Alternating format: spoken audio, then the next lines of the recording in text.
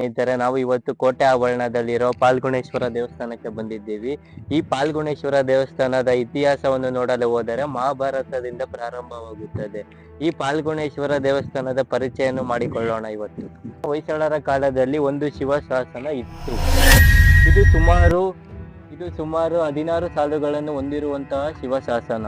ಇದು 1903ರಲ್ಲಿ BL rice ರವರು ಪತ್ತೆ ಹಚ್ಚಿ ಇದನ್ನು ಪ್ರಕಟ ಮಾಡಿರುವುದನ್ನು ನಾವು ಕಾಣಬಹುದಾಗಿದೆ. ದೇವಸ್ಥಾನದ ಇತಿಹಾಸದ ಬಗ್ಗೆ ಮಾಹಿತಿ ಕೊಡುವಂತಹ ಒಂದು ಏಕೈಕ ಶಿಲಾನ್ಯಾಸ ಕೊಡುವಂತಹ ಮಾಹಿತಿ ಏನಪ್ಪಾ ಅಂದರೆ, ಕ್ರಿಸ್ತಶಕ 1260ರಲ್ಲಿ ಮಹಾಪ್ರಧಾನಿ ಹೊಯ್ಸಳ ಮಹಾಪ್ರಧಾನಿ ಹರಿಹರದ ಸಂಧಿ ವಿಗ್ರಹಿ ಸೋಮಣ್ಣ ಅಂತಕ್ಕಂಥವರು ಈ ದೇವಾಲಯದ ಮುಂದಿನ ಮಂಟಪವನ್ನು ಕಟ್ಟಿಸಿರುವಂತಹ ಈ ಶಾಸನ ಮಾಹಿತಿ ಕೊಡತಕ್ಕದ್ದು.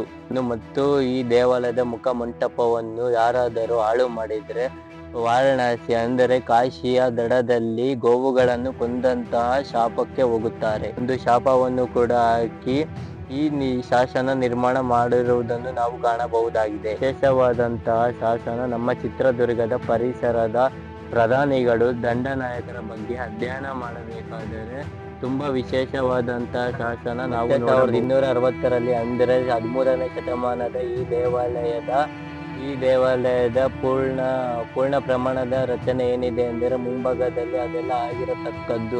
13ನೇ ಶತಮಾನ ಅನ್ನುವುದು ಒಂದು ವಿಶೇಷವಾದಂತಹ ಒಂದು ದಾಖಲೆಯಾಗಿ ಈ ಶಾಸನವನ್ನು ನಾವು ನೋಡತಕ್ಕದ್ದು. ದೇವಸ್ಥಾನದ ಎಡಭಾಗದಲ್ಲಿ ವೀರಗಲ್ಲು ಎಂಬತಕ್ಕಂಥದ್ದು ನೋಡಲು ಸಿಗಲಾಗುತ್ತದೆ. ನೀವು ನೋಡ್ತಾ ಇರ್ಬೋದು, ಇದೇ ಆ ವೀರಗಲ್ಲು. ಈ ವೀರಗಲ್ಲಲ್ಲಿ ಏನಪ್ಪಾ ಇತಿಹಾಸ ಇದೆ, ಏನೇನಿದೆ ಅಂತ ತಿಳ್ಕೊಳ್ಳೋಣ ಬನ್ನಿ, ನೋಡೋಣ ಏನಿದೆ ಇದ್ರೊಳಗಡೆ ಅಂತ. ನೋಡಿ, ಇದು ಮೊದಲನೇ ಹಂತ ಹಾಗೂ ಇದು 2ನೇ ಹಂತ, ಮತ್ತೊಂದು 3ನೇ ಹಂತ. ಮೊದಲನೇ ಹಂತದಲ್ಲಿ ಏನಪ್ಪಾ ನೋಡ್ತೀವಂದ್ರೆ, ಒಬ್ಬ ವೀರನು ಶತ್ರುಗಳ ನಡುವೆ ಹೋರಾಡಿ ಸಾವನ್ನಪ್ಪಿದ ಸಂದರ್ಭವನ್ನು ಚಿತ್ರಣ ಮಾಡಲಾಗಿದೆ. ಯಾರಪ್ಪ ಆ ವೀರ ಅಂದ್ರೆ ಅವನೇ ನಂದಿ ವೀರ. ಸತ್ತಂತಹ ವೀರನನ್ನು ದೇವಕನ್ನಿಕೆಯರು ಸ್ವರ್ಗಕ್ಕೆ ಕರೆದುಕೊಂಡು ಹೋಗುವಂತಹ ಶಿಲ್ಪಕಲೆಯನ್ನು 2ನೇ ಹಂತದಲ್ಲಿ ನಾವು ನೋಡತಕ್ಕಂಥದ್ದು. ಈ 3ನೇ ಹಂತದಲ್ಲಿ ಆಲ್ರೆಡಿ ವೀರನು ಕೂತಿದ್ದಾನೆ. ಅಂದ್ರೆ ವೀರ ಎಲ್ಲಿ ಕೂತಿದ್ದಾನೆ ಅಂದ್ರೆ ಕೈಲಾಸ ಅಂತ ಯಾವ ತರ ನಾವು ಗುರುತಿರ್ತೀವಿ ಅಂದ್ರೆ, ಇಲ್ಲಿ ಶಿವಲಿಂಗ ಇದೆ. ಆ ಶಿವಲಿಂಗಕ್ಕೆ ಒಬ್ಬ ಯತಿ ಪೂಜೆ ಮಾಡ್ತಾ ಇರುವುದನ್ನು ಈ ಶಿಲ್ಪಕಲೆಯಲ್ಲಿ ನಾವು ನೋಡಬಹುದು. ಇದು 3ನೇ ಹಂತವನ್ನು ಸಹ 3 ಹಂತಗಳಾಗಿ ವಿಂಗಡಿಸಲಾಗಿದೆ. ಮೊದಲನೇ ಹಂತ ಮೂಕ ಮಂಟಪ, 2ನೇದು ಬಂದ್ಬಿಟ್ಟು ನವರಂಗ, 3ನೇದು ಬಂದು ಗರ್ಭಗೃಹ. ಮೊದಲನೇ ಹಂತವನ್ನು ತೋರಿಸ್ತೀನಿ ಬನ್ನಿ.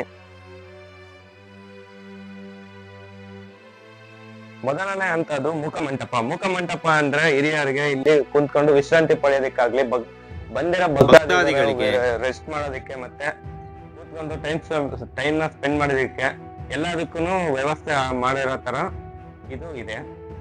ಇದು ಮೊದಲನೇ ಹಂತ.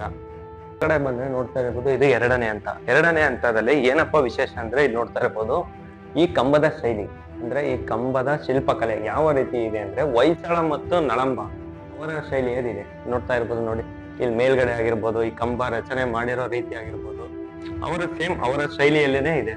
ನೋಡಿ, ನೀವು ನೋಡ್ತಾ ಇರ್ಬೋದು, ಇದು ಗರ್ಭಗೃಹ ಅಂದ್ರೆ ದ್ವಾರ ಬಾಗಿಲು. ಇದು ಹೊರಗಡೆ ನೋಡಿದ್ರಲ್ಲ ಏಕಕಲ್ಲು, ಆ ಕಲ್ಲಿದ್ದ ಇದು ಗುಹೆ ಒಳಗಡೆ ರಚನೆ ಆಗಿರುವಂತಹ ದೇವಸ್ಥಾನ. ಇಲ್ಲಿ ನೋಡ್ರಿ, ಹೊರಗಡೆ ನೋಡಿದಂತ ಕಲ್ಲಿಂದ ಇದು ಏಕಕಲ್ಲು, ಹೊರಗಡೆ ಕಲ್ಲಿದೆಯಲ್ಲ ಆ ಕಲ್ಲಿದ್ದಾನೆ ರಚನೆ ಆಗಿದೆ. ಅಂದ್ರೆ ಈ ಕಲ್ಲಿದೆ, ಅದ್ರ ಸುತ್ತ ಗೋಡೆ ಕಟ್ಬಿಟ್ಟು ಮಾಡಿರೋಂತ ದೇವಸ್ಥಾನ. ಈ ದೇವಸ್ಥಾನದಲ್ಲಿ ಏನಪ್ಪಾ ವಿಶೇಷ ಅಂದ್ರೆ, ಪ್ರತಿಯೊಂದು ಶಿವಲಿಂಗಕ್ಕೂ ಎಡಭಾಗದಲ್ಲಿ ಪೀಠ ಅನ್ನೋದು ಇರುತ್ತೆ. ಆದ್ರೆ ಇದರ ವಿಶೇಷ ಏನಂದ್ರೆ, ಈ ಪೀಠಗೆ ಬಲಭಾಗದಲ್ಲಿದೆ. ನೋಡಿ, ನೀವು ನೋಡ್ತಾ ಇರಬಹುದು, ಬಲಭಾಗದಲ್ಲಿದೆ. ಇದೇ ಈ ದೇವಸ್ಥಾನದಲ್ಲಿ ಈ ಶಿವಲಿಂಗದ ವಿಶೇಷತೆ ಅಂತ ಹೇಳ್ಬೋದು.